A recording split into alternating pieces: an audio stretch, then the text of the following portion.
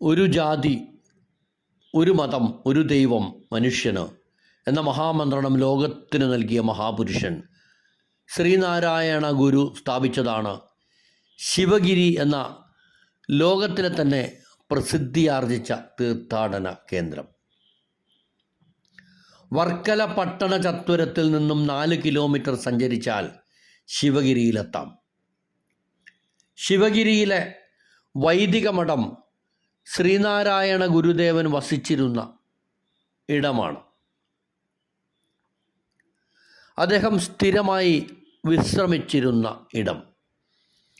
ഇവിടെ വെച്ച് തന്നെയാണ് അദ്ദേഹം മഹാസമാധി അടയുന്നതും.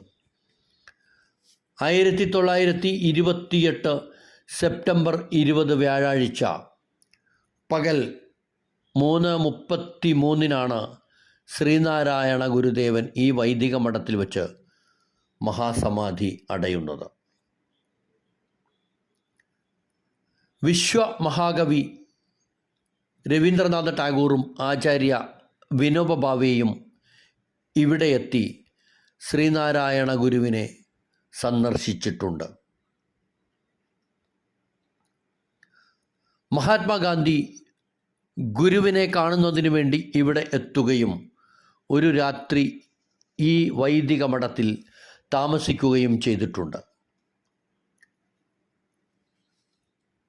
ശ്രീനാരായണീയർക്ക് സ്വന്തമായി വൈദിക പരമ്പരയെ വാർത്തെടുക്കാൻ സ്ഥാപിച്ചതാണ് വൈദിക മഠം.